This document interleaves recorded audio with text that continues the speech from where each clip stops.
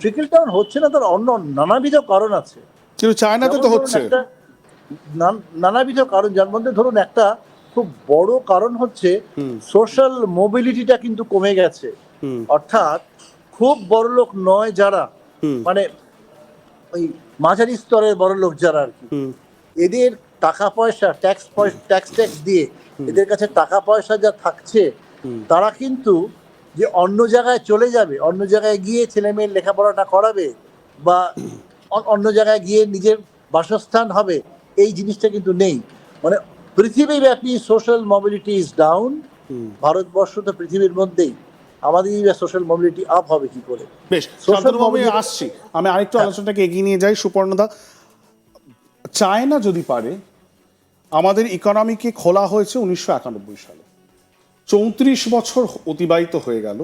এই 34 বছর ধরে আমরা গল্প শুনছি আমরা ডেভেলপিং ইকোনমি, আমরা ডেভেলপিং হচ্ছি, ডেভেলপিং রয়েছি, দ্রুত গতিতে আমরা এগোচ্ছি, 7%, 8% জিডিপি, ঠিক আছে, fastest growing economy in the world. কিন্তু আমরা ডেভেলপড হতে কবে পারবো? মোদি বলছেন 2030-এর মধ্যে আমরা তৃতীয় বৃহত্তম ইকোনমি হব। হ্যাঁ, স্কেলে আমরা তৃতীয় বৃহত্তম হতে পারি, কিন্তু তাতে আমরা তো 100 কোটি জনতা, তাদের পারচেজিং পাওয়ার নেই, সেটাও তো একটা বৃহত্তম।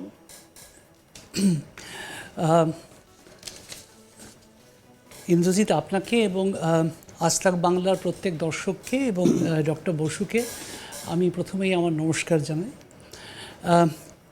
আপনি ঠিক যেরকমভাবে আজকের আলোচনাটা নিয়ে যাওয়ার চেষ্টা করছেন, আপনি যদিও আমাকে এখানে আমন্ত্রণ জানিয়েছেন, আশা করি আমি যদি একটু অন্যভাবে জিনিসটা দেখার চেষ্টা করি, সেটাতে আমি আপনার বিরাগভাজন হব না বলেই আমি আশা করছি। না, নিশ্চয়ই। আচ্ছা, আমরা তো জানতে চাই আপনার কাছ থেকে, বিকজ আপনি ডোমেন এক্সপার্ট। তো আমি যেটা বলার চেষ্টা করছি যে আমার মনে হলো যে আমি জানি না রেমব্রান্ডকে আপনি কতটা পছন্দ করেন, বা আপনার কথাবার্তা শুনে মনে হচ্ছিল যে রেমব্রান্ডেরই ছাত্র হয়ে আপনি বসে আছেন, বা একটা ডুমসডে এসে গেছে এরকমই একটা আপনার প্রজেকশন।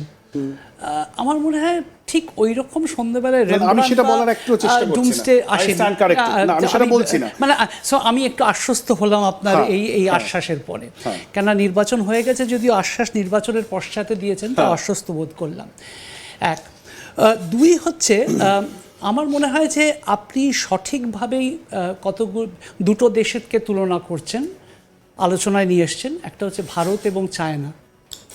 কেন এনেছেন? তার কারণটা হচ্ছে আমরা যদি তার মৌলিক, না যাত্রাটা সিমিলার ঠিক নয়, মৌলিক চরিত্রটা দেখি, যদি আয়তনে মৌলিক চরিত্রটা দেখি, এবং যদি তার মানে জনগণের যে বিন্যাস, জনবিন্যাস, সেটাতেও যদি দেখি, চায়না এবং ভারতবর্ষকে আপনি নিশ্চয়ই আলোচনায় আনতেই পারেন।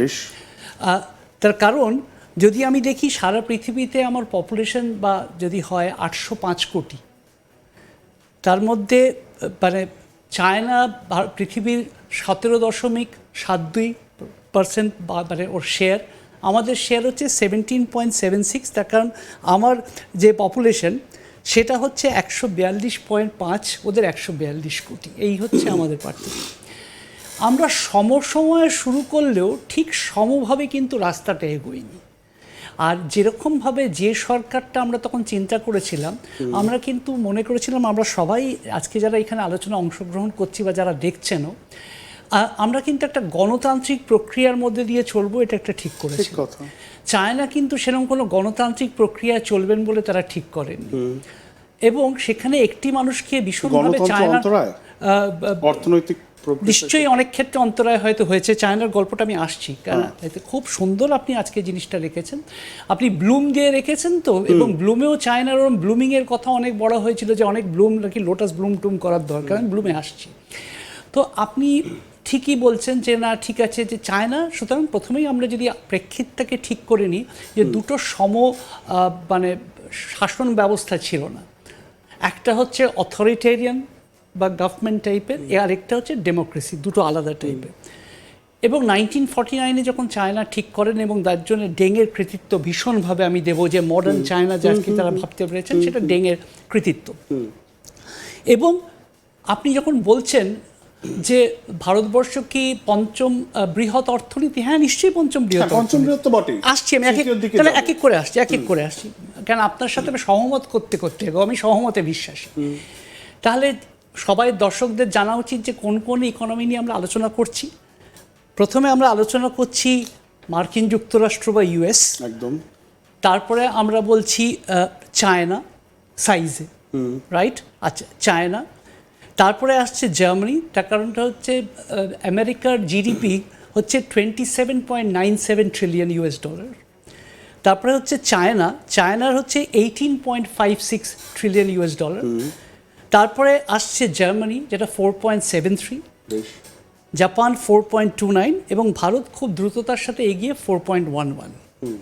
এবং যখন আমাদের প্রধানমন্ত্রী বলছেন যে ভারতবর্ষ তৃতীয় বিশ্বের অর্থনীতি হবে, সেটার মধ্যেও কোনো অসত্য নেই, একদম নেই। কিন্তু আমরা যদি সেটাকে একটা যখন বলছি তৃতীয় বৃহৎ অর্থনীতি হব, এখানে একটু গুলিয়ে দেওয়ার ব্যাপার আছে।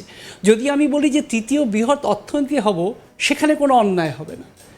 কিন্তু আমি যদি বলি যে আমি একটি উন্নত দেশ হব, তখন কিন্তু একটা অন্যরকম মানে বিচার করার জন্য একটা মেট্রিক্স, ইংরেজি শব্দ বা মাপকাঠি বা মাপদণ্ড চলে আসে, যেটাকে বলে পারচেসিং পাওয়ার প্যারিটি বা মাথা পিছু আয়। একদম। সেখানে আমরা দেখব ভারতবর্ষ যেহেতু খুব বৃহৎ এবং যদি আবার আমি কম্পেয়ার করব, আমার যদি মাথা পিছু আয় দেখা যায় সেটা হচ্ছে মাত্র 2.85 এবং চায়নায় 13.16, যেখানে আমেরিকার হচ্ছে 83.06, জার্মানি 56.04 এবং জাপান 34.55। যেহেতু ছোট জায়গা সেহেতু মাথা পিছু আয়।